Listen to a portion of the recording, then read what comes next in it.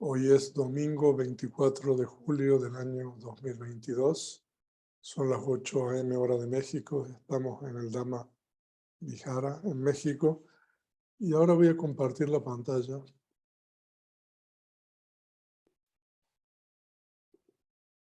Esta es una presentación muy corta.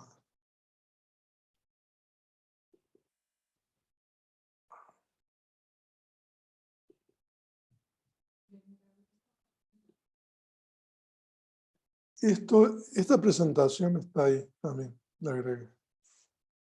Ahí. Y también el video. Lo único es después vemos cómo agregamos el video. Entonces, ¿Sí está grabando? sí estoy grabando. Sí, ok. Ahora, hay un sutta en el Majjhima Nikaya que se llama la Vaya Rajakumara Sutta, que es el discurso del príncipe. Rajakumara en Pali es el príncipe y el nombre es Abhaya, del príncipe Abhaya. Y este es un discurso, el príncipe Abhaya era hijo del rey Bimbisara, pero no era heredero del trono. No, o sea, el que después hizo rey fue el Ajatasattu, que lo mató a su papá, ¿no? Y este príncipe era seguidor de Niganta Natapura, que era Mahavira, era el líder de los Jains, de los Jainas, ¿no? Y resulta ser de que se ve que hicieron una especie así de complot para hacerlo caer al Buda en una trampa de preguntas y respuestas. Entonces, el sutta comienza, este sutta el Majjhima Nikaya son los discursos medios. Los discursos medios están divididos en 3 libros, que es el Mula Panasa, que significa los 50 discursos, digamos, raíces, el Majjhima Panasa, que son los 50 discursos del medio, y después está el última parte, que son 52 discursos. Entonces, esto pertenece a la parte media. Y resulta ser de que el príncipe Abhaya va con este Mahavira, entonces Mahavira le dice de que le ponga una pregunta ahí, que lo pongan aprietos al Buda. Entonces la pregunta es si él usa el lenguaje que es desagradable y detestable para otros. No, entonces se ponen de acuerdo porque el Buda ha usado el lenguaje de ese tipo. Entonces la idea es, si dice de que sí, entonces la respuesta, entonces el seguimiento que hay que darle es de que, bueno, pero ¿cómo si un Buda puede usar ese lenguaje? Y si dice de que no, entonces decirle de que él ha usado ese lenguaje con Devadatta, que era el primo de Buda, y que Buda había dicho que, no sé, de que estaba perdido, de que, o sea, lo había regañado, ¿no? O sea, en realidad. Entonces, bueno, la idea es entonces el príncipe va al monasterio y lo ve al Buda y ya no se decide hacerle la pregunta. Entonces después, antes de irse del monasterio, lo invita, dice, no, mejor le voy a hacer la pregunta en mi casa. Me voy a sentir mejor en mi casa haciéndole la pregunta. Entonces lo invita al Buda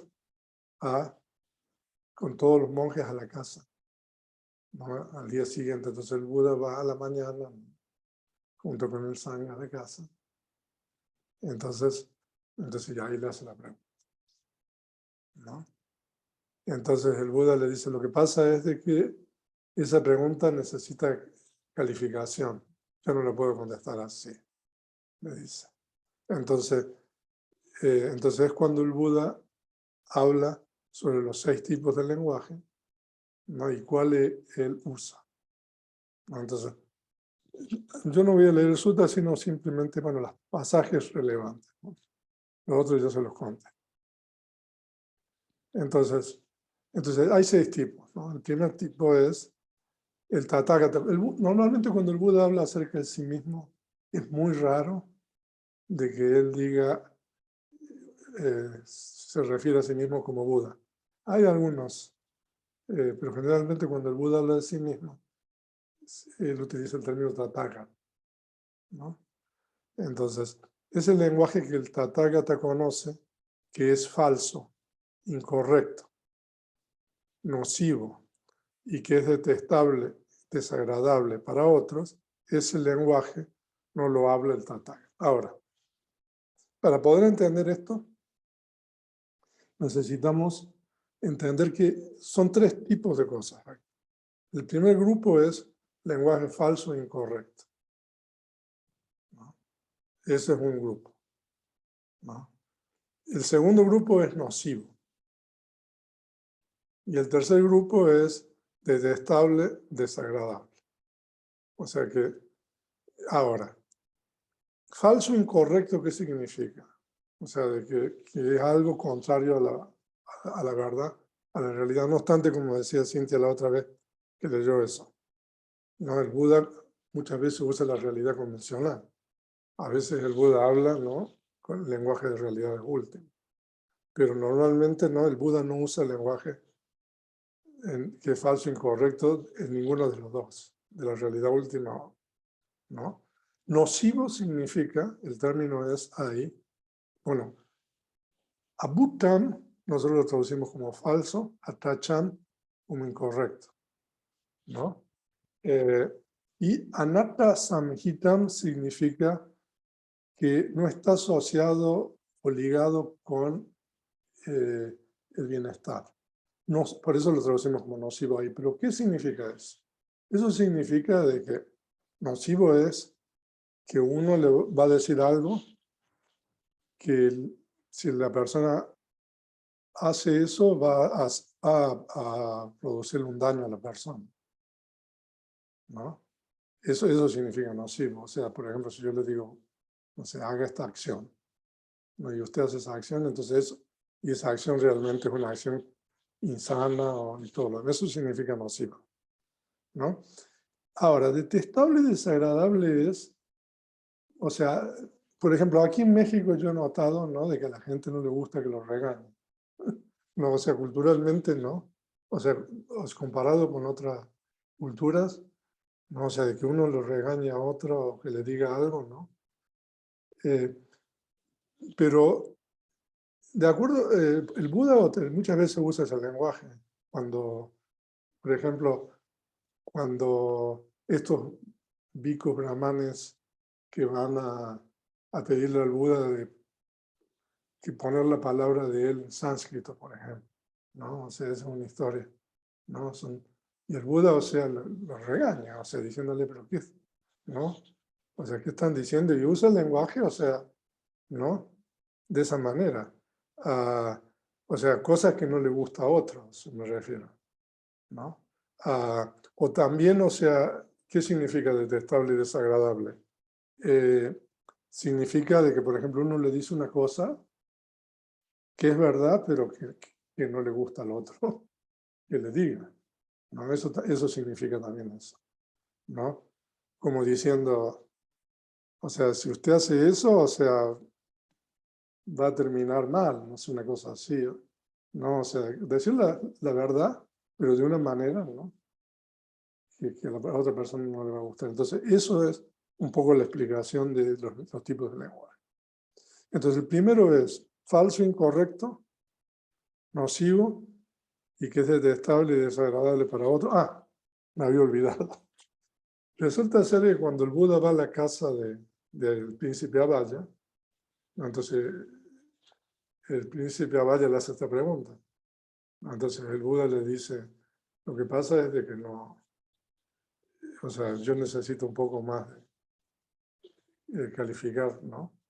Entonces, y el Buda le dice, porque se dice que el príncipe fue con un niño, con su hijo, recién nacido, o sea, tenía unos meses, bueno, cuando el Buda fue a la casa, el príncipe Vaya estaba con su hijo en sus brazos. Entonces el Buda le dice, supóngase de que usted lo deja solo al niño o las nodrizas, ¿no? Lo dejan solo y el niño se mete una piedra, no se traga una piedra en la boca, ¿no? Y le pregunto, ¿y usted qué haría en ese caso? Si usted es su hijo. No, entonces el príncipe dice, no, y bueno, yo le sacaría esa piedra de cualquier manera, o sea, incluso aún que lo hiciera sangrar, ¿no? Porque, y el Buda le pregunta, ¿y por qué? No, bueno, porque tengo compasión hacia mi hijo. Entonces, bueno, entonces el Buda le empieza a hablar, ¿no? Entonces, bueno, de la misma manera, ¿no? O sea, como diciendo, ¿no? Eh, entonces, ahora el primer tipo de lenguaje que el Buda no habla es ese.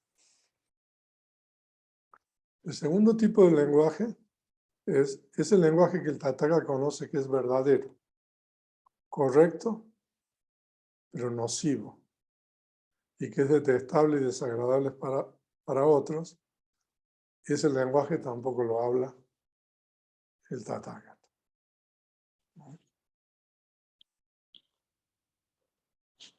Ahora, el tercer tipo de lenguaje es ese lenguaje que el Tathagata conoce que es verdadero, correcto, benéfico y que es detestable, desagradable para otros. Aquí el Tathagata conoce el tiempo oportuno para expresar este lenguaje. O sea, si es verdadero y correcto, si es benéfico, y a lo mejor a los otros no les gusta. O sea, entonces, el Buda habla ese lenguaje, pero en el momento que lo tiene que decir. El cuarto tipo de lenguaje es el lenguaje que el Tathagata conoce, que es falso, incorrecto, nocivo, pero que es amable, agradable para otros. Ese lenguaje no lo habla el Tathagata. O sea que a veces uno puede decir palabras amables, pero no, que no son verdaderas y que no son benéficas. Y el quinto tipo de lenguaje es el lenguaje que el Tathagata conoce, que es verdadero, correcto, nocivo y que es amable y agradable para otros. Ese lenguaje tampoco lo habla el Tathagata. Y el sexto lenguaje es el lenguaje que el Tathagata conoce, que es verdadero, correcto y benéfico y que es amable y agradable para otros. Aquí el Tathagata conoce el tiempo oportuno para expresar este lenguaje. O sea, ¿de qué es importante esto cuando leamos los suttas? ¿No? Cuando el Buda normalmente está hablando y comunicándose con otro. O sea, porque este es un poco el principio. O sea, hay cosas que el Buda no va a decir nunca. ¿No? Nunca va a expresar.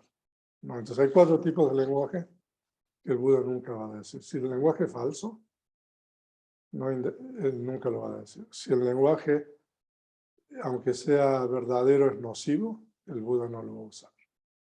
¿No? Entonces tiene que ser verdadero y benéfico el lenguaje para que el Buda hable. Y entonces queda la última opción. Puede ser un regaño o puede ser, digamos, desagradable para otros o puede ser amable. En cualquiera de estos 2 casos el Buda los va a usar, ¿no? Pero en el momento oportuno. Y entonces la historia es esta de que el príncipe Avaya, después de escuchar esto, le pide al Buda de que lo acepte como discípulo laico y va por refugio al Buda al Dhamma y al Sangha. Así que, o sea, muchos discursos son así, ¿no? Gente que va a verlo al Buda, o sea, como para refutarlo, ¿no? Y después salen, ¿no? O sea, y con los brahmanes ocurre mucho eso. Que hay brahmanes, o sea, de que le van o sea, a cuestionar un poco y después salen, ¿no? En el Majjhima Nikaya hay varios discursos así. Y entonces el Buda le pregunta, bueno, ¿por qué razón, no? El Tathagata utiliza, ¿no? Este lenguaje y a veces no utiliza. Le contesta lo mismo que le contestó el príncipe cuando lo de la piedra. Príncipe porque el Tathagata tiene compasión hacia los seres, ¿no? Así que de acuerdo a lo explicado, el Buda solamente utiliza dos tipos de lenguaje en el momento oportuno. Lenguaje que es verdadero, correcto, benéfico y detestable y desagradable. Lenguaje que es verdadero, correcto, benéfico y amable y agradable, ¿no? Porque un poco digamos, el punto inicial de hacerlo caer al Buda en la trampa era de que el Buda había dicho de su primo Devadatta, ¿no? De que estaba perdido, que iba a ir a un plano de sufrimiento, ¿no? Entonces, y eso no le había gustado. ¿Cómo? Iba al infierno. Entonces, o sea, a Devadatta no le había gustado eso. O sea, a nadie le gusta que le digan una cosa. El primo fue el que hizo un cisma en la sangre. Sí, o sea, hizo tres cosas. O sea, lo trató de herir al Buda, dividir ¿no? Sí, o sea, dividir el sangre. Sí. Y logró, o sea, un poco. Sí. Así que bueno, eso es lo que quería compartir, porque cuando ustedes estudian las cualidades del Buda, hay una que es Sugato, ¿no? Sugato literalmente significa bien ido. Y entonces en el Visuddhimagga explican, ¿no? Que Sugato se puede entender de muchas maneras diferentes, ¿no? Y la primera forma de entender bien ido significa de que uno ha practicado el octuple sendero y que ha alcanzado el estado de iluminación y todo eso. Pero otra explicación del Visuddhimagga es que hay ¿cómo se dice? Cambio en el lenguaje. Y en vez de ser sugato, es sugado. E-A-D-O. Entonces, cuando se entiende como sugado, significa uno que usa correcto el lenguaje. Entonces, ahí el Visuddhimagga explica estos 6 tipos de lenguaje que en realidad están tomadas de este sutta, la Vaya Raya Kumara Sutta de Majjhima Nikaya. Es un sutta corto del Majjhima Nikaya, pero un poco el resumen es el que les digo. Así que cuando ustedes vean los suttas, entonces, a ver, chequen, ¿no? A ver si no es así, a ver, díganme. No, a ver si falla alguna de estas. Y ahí tienen un cuadro, ¿no? O sea, como les dicen aquí, un acordeón. O sea, para tener uno ahí y puede consultar. Ok, pues eso es todo. No sé si hay alguna pregunta con relación al sutta o con relación a lo que hablamos. Pero está bastante claro. Sí, Oscar. Solo sacar a colación, venerable, aquí hay un sutta acerca de la princesa Malika, me parece, que es una historia que ella, pues, desde abajo terminó casándose con un rey y ella, pues, también era muy afina a la Sangha en épocas del Buda y era muy amada y querida por el rey, pero se muere, tuvo una infidelidad y se va al infierno, pero me parece que solo se va 7 días. Y el rey estaba muy triste, muy acongojado por el evento, y va con el Buda y le pregunta que dónde reconectó. Pero el Buda, para no hacerlo sentir mal, siempre le daba una charla del Dharma cuando iba y regresaba muy contento, hasta que Malika salió de ese plano, pasados los 7 días. Y entonces ya el Buda le dice que en ese momento ya está en un plano de felicidad, y pues el rey está muy bien, y pues el Buda nunca mintió, no hizo nada incorrecto, y me parece que va dirigido con esa concordancia de comportamiento del lenguaje. O sea que el Buda no le respondió. No. Primero no le respondió y después sí. Y después, ya que ella había salido de ese plano, porque estuvo un breve tiempo, ya le indica, sí está en un plano de felicidad. en ese momento. Entonces no mintió, no hizo nada, no lo hirió, y en el momento correcto, pues ya le dio la respuesta una respuesta que no lo hiriera a él, ¿no? Y pues él estaba muy feliz de que ella estaba en un plano de felicidad, su reina. Ok, Solo gracias por eso, compartir. venerable. ¿Alguien de aquí? Severino. Esta presentación de esta mañana, venerable, me queda más claro lo que el venerable Thich Nhat Hanh dijo y creo que escribió un libro en el que considera a Jesucristo el segundo Buda, o tal vez no es correcto, el Buda de Occidente.